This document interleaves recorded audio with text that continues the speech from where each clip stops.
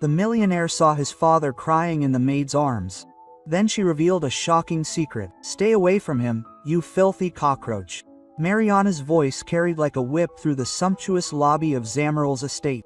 Outside, thunder rumbled across the Sao Paulo sky. Inside, the storm's light danced across the marble floors, swaying crystal chandeliers. Helena, 32, the maid, stood there trembling but impassive.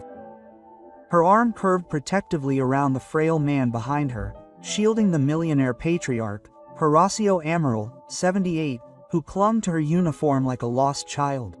Horacio's health had deteriorated dramatically in recent months. He barely spoke, his body weakened by Parkinson's and grief. But his eyes, those steely blue eyes scarred by life, fixed on Mariana, his daughter-in-law. With haunted recognition, Mariana advanced in her silk dress, her eyes blazing, a glass of wine in her hand. Her high heels clicked like threats on the marble. "He's not your father, he's a burden. And you?" Quote, she spat, glaring at Helena. "Or just a fancy mop with legs. Get out of here." Quote, Helena's voice was soft but firm. "He asked me to stay." Horacio whispered behind her, his lips barely moving. "Please don't leave me. I own this house," Mariana screamed. "I'm Ricardo's wife, and when he dies, I'll own everything else." Then she threw the glass. Red wine and sharp crystal flew toward them. Helena turned, shielding Horacio. The glass exploded against her arm. Blood, a gasp, silence. From the distant hallway, unseen, Ricardo Amaral, the millionaire's son, had just entered. He stopped, his father sobbing, the maid bleeding, and his wife smiling. If you're new to this channel, subscribe now so you don't miss what happens next. And if you're one of our loyal viewers, thank you very much. We thank you now. Stay with us until the end of this story. Leave a comment with your opinions and like this video if you believe in truth, loyalty, and justice. Let's continue. Helena, what happened? Ricardo's voice cut through the heavy silence like a blade. He advanced across the room, his $5,000 Oxford shoes spattered with drops of wine and blood. Mariana turned like a snake caught in the act. Her tears came immediately, calculated, bright. "Oh, thank God you're here, Ricardo." She grabbed him, her father. She trembled like a cornered animal. "Look at the blood." Helena cringed, pressing her sleeve against her arm, trying to prevent the scarlet stains from dripping onto the carpet. "That's not true," she whispered, her voice trembling. She threw the glass. "I protected him." "She's lying." Quote, Mariana screeched. "She's always been manipulative, circling him like a vulture. You gave her too much freedom." Quote, Ricardo clenched his jaw. "Father." He crouched beside the old man, gently lifting his hand. Horacio's fingers trembled as they pointed at Helena. "She saved me," but his voice was weak, so weak that Ricardo barely heard it. Mariana seized the moment. He's confused. He doesn't know what he's saying. Ricardo's gaze alternated between his father, his wife, and the bleeding maid. He didn't know what to believe. I need some time," he said, backing away. "Helena, please leave the room." Her face contorted in pain. "I didn't do anything wrong," she whispered before turning, hugging her arm, and disappearing down the long hallway. Ricardo watched her leave, but something in his father's eyes continued to haunt him. That night, the Zamaral estate seemed colder than the storm outside. The marble corridors, once symbols of legacy and power, whispered the gossip of servants. Helena's name passed between them like a curse. Some were skeptical, others too afraid to speak. "She got mixed up with Mrs. Amaral," a butler muttered. "She's crossed the line," whispered another. Helena sat alone in the staff quarters, her forearm bandaged, her spirits crumbling. Her cell phone vibrated with messages from her sister in Salvador, begging for news about her mother's cancer treatment. But she had nothing more to say. Her job, her income, hung by a thread. At the same moment, upstairs in the master suite, Mariana snuggled into Ricardo's side. Her tears had dried. Her voice was honeyed again. "She needs to go," she murmured. "We can't have staff making threats in our house." Ricardo said nothing, but his mind kept returning to the moment. Horacio's trembling fingers pointing at Helena. The next morning, Ricardo called Helena to his office. She entered slowly, stiff with sleep and fear. "Helena," Ricardo said, avoiding her eyes. "You've crossed the line. I don't know exactly what happened, but there's a lot of confusion, a lot of risk." Quote, please, her voice cracked. Mr. Horacio, I would never hurt him. Ricardo raised his hand. Enough, you're dismissed. Effective immediately. Quote, her world collapsed. She nodded slightly and whispered, say goodbye to him for me. Then she turned and left, shoulders straight, but broken inside. As the front door closed behind her, Horacio called from upstairs. Helena, but there was no answer, only the silent echo of a still buried truth. The sun had barely risen when Ricardo found himself unable to sleep. He was alone in the mansion's security room, bathed in the cold blue glow of surveillance monitors. Images flickered from the hallway cameras, silent, relentless. He rewinded to the previous day. There was the wine glass, the throw, the impact. He froze the frame, Mariana's arm in full motion, Helena's body protecting Horacio, blood already staining the fabric. Rewind, play again, and again. Ricardo's face drained of color. He leaned against the edge of the console, his hands shaking. She had told the truth. Mariana had lied. His father, had almost been hit by a glass object, and Helena had taken the blow for him. And he had banished her, thrown her away like trash. His shame burned brighter than any storm. Down the hall, Horacio sat by the window, wrapped in a blanket, silent. When Ricardo entered the room, the old man turned slowly. I saw the pictures, Ricardo said. His voice choked with guilt. She shielded him. I was wrong. Horacio's lips parted, and tears filled his opaque eyes. I begged you to see her, he whispered. I begged? I know, Ricardo said, kneeling beside him. I see her now, but I need to fix this. I need to do the right thing. Quote, Horacio's voice broke. Then go find her before it's too late. Later that night, Ricardo's Black Maze rate stopped at a modest restaurant in a poor neighborhood of Sao Paulo. And there she was, Helena, sitting alone in a booth near the window, her arms still bandaged, her face turned to the rain. Ricardo's shadow fell across her table. She looked up in shock. Helena, he whispered. Her hands tightened on the mug. I don't work for you anymore, Senor Amaral. Ricardo glided into the booth. Then let me speak to you. Not as your boss, but as a man who failed you. Quote, Helena stood motionless in front of him. The soft tapping of her spoon on the mug was the only sound between them. The rain blurred the restaurant windows like ghostly fingers. I saw everything, Ricardo said softly.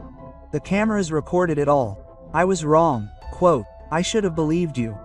Helena's lips trembled. This isn't something you can undo, Senor Amaral. I know, he said, but I can start doing the right thing. He took something from his coat and slid an envelope across the table. What's this? She asked, her eyes narrowed. A new contract, full reinstatement, tripled salary, private medical coverage for your mother in Salvador, and you'll have your own suite near my father's room. Helena blinked hard, her shoulders stiffening. Why now? Out of guilt? Quote, no, Ricardo said firmly, because my father trusts you, and because I finally understand why. She hesitated. You don't know everything. He tilted his head. Then tell me. Her eyes clouded over. There are things about your father, about your family, that you don't know. Ricardo leaned forward. What do you mean? I can't tell you. Not here. Not yet, Ricardo. Quote, she shook her head. Let me go back. Let me take care of him, but not just as a maid, as someone who has protected a secret for almost 3 decades. Quote, Ricardo studied her, something stirring deep in his chest. This isn't just about the glass of wine, is it? Helena's voice trailed off. No, not even close. She stood slowly, the contract in her hand. I'll be back, but you're not ready to hear the rest yet. As she turned to leave the restaurant, Ricardo whispered, will I ever be? Helena paused long enough to answer, without looking back. You will be when the truth is ready. The Zamaral estate gleamed in the morning sun, but its impeccable marble floors felt colder than ever. Helena walked through the main entrance, not as a maid, but as Horacio Amaral's official caretaker. Her simple black coat contrasted with the opulence. Her expression was calm but unreadable. The staff stopped mid-task.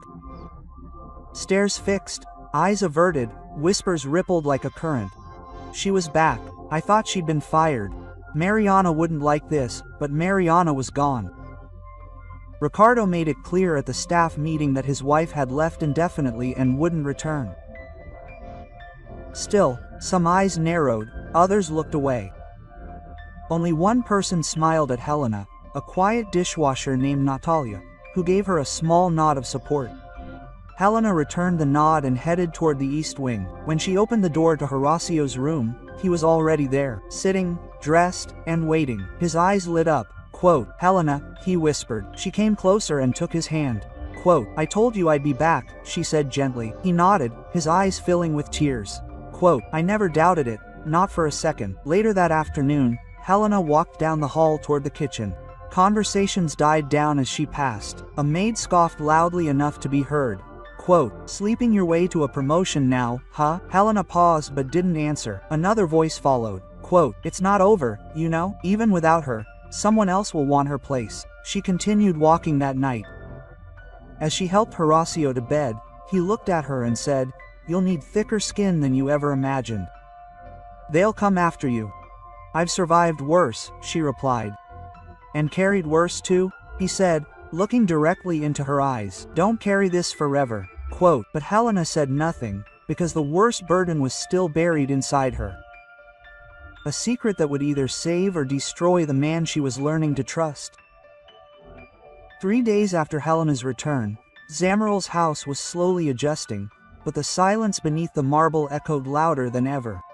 Ricardo kept his distance, watching Helena from afar. She moved like someone carrying more than trays and medicines, like someone with a history hidden in her silence. In the city, whispers began to leak from Mariana's social circles. Her abrupt disappearance raised questions. At a charity event in a garden in the south zone of Sao Paulo, a real estate agent murmured to a gossip columnist. He'd latched onto something, I don't know what, but it was serious. At noon the next day, Ricardo's lawyer slid a yellow folder across his desk. Bank statements, property transfers, a trust fund withdrawal made without authorization. Mariana had forged Horacio's signature. Ricardo stared. The documents, anger boiling beneath her calm surface. "She was stealing from my father." The lawyer nodded, and laundering the money through a private account in the barracks, Ricardo stood abruptly. "Call the estate's lawyer. I want the will updated today, and I want Mariana barred from any future legal access." Quote, meanwhile, back at the mansion, Horacio's condition worsened. Helena noticed the change immediately, his pulse weakening, his hands clammy. By late evening, he was struggling to breathe. Ricardo rushed in and found Helena crouched beside the bed, adjusting an oxygen mask. "What happened?" Helena's voice was steady.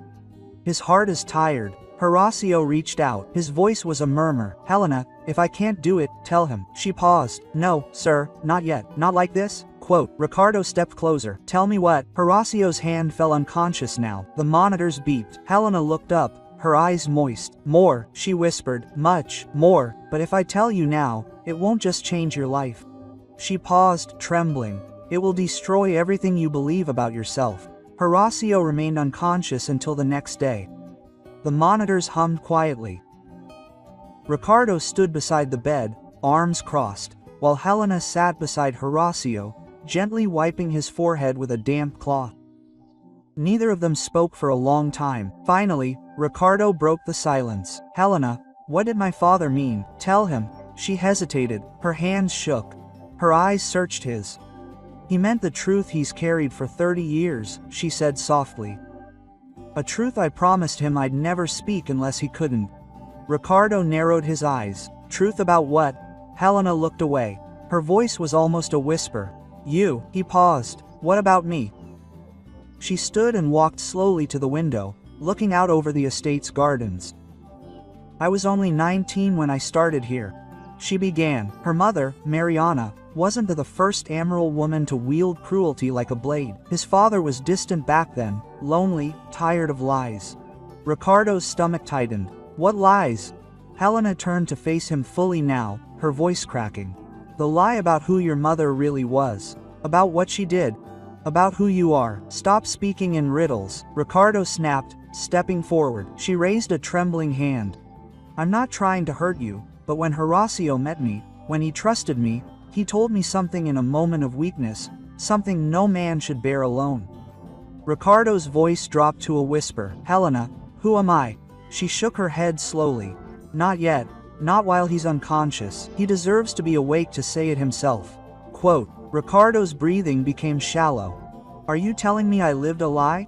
Tears streamed down Helena's cheeks. I'm telling you the name on your birth certificate may not be the name of the man who fathered you. Ricardo staggered till he fell back as if he'd been punched. Silence engulfed the room. The room was dark, shadows stretching across the polished wood floors. The air was heavy with tension and unspoken questions. Ricardo sat in the corner with his head in his hands, the weight of Helena's words like an anchor in his chest. Helena stood beside the bed, watching Horacio's chest rise and fall, steady now, but still fragile. Then, a movement, a moan. Horacio's eyes opened, his breathing shallow, steadier. Lord, Helena whispered, leaning in. He's here. Ricardo raised his reddened eyes, his jaw clenched. I need answers now. Horacio's gaze shifted from Helena to his son. No, the man he had raised as his son. He sighed, his voice like rusted metal. You always said you were ready for the truth, Ricardo, but no one ever is. Am I your son? Quote, Ricardo asked. The silence hung for a moment too long. Then Horace nodded slowly, painfully.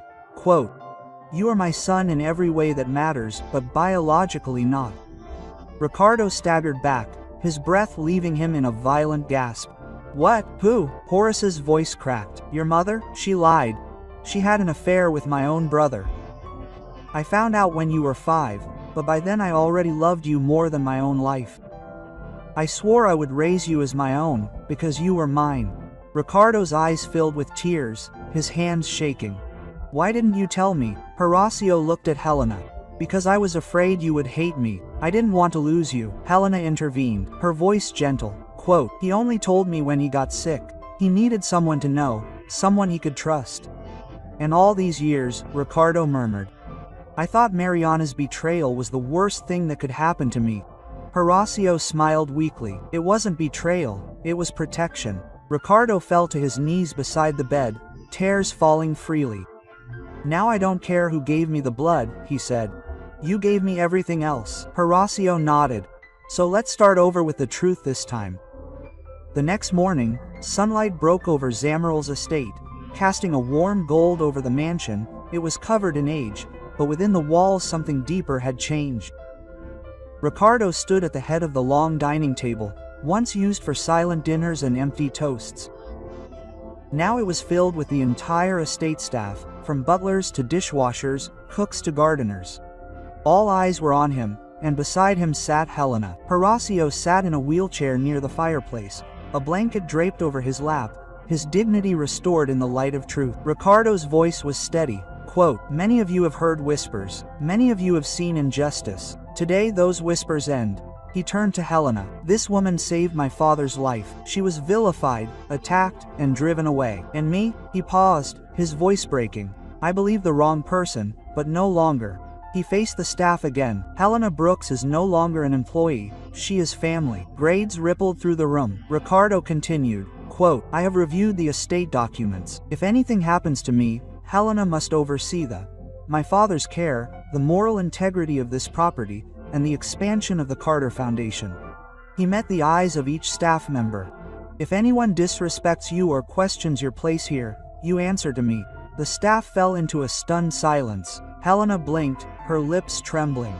Later, in Horacio's room, she was standing by the window when Ricardo entered. He handed her a sealed envelope. What is this? She asked. My father added your name to the future foundation board. You helped carry on his legacy when we didn't deserve you. Quote, she opened it, and inside was a check for $2 million. Tears filled her eyes. I don't need this, Ricardo smiled. You deserved it, not for what you did, but for what you endured. Quote, she approached Horacio, who held out his hand to her. Are you home now, warrior? He said with a smile. And for the first time in years, the house felt warm again, not because of wealth or power, but because truth finally had a place at the table. If this story touched your heart, if you believe that truth, loyalty, and quiet sacrifice deserve to be honored, then please like this video and share it with someone who still believes in doing the right thing, even when no one is looking. Because sometimes the people we ignore carry the heaviest truths.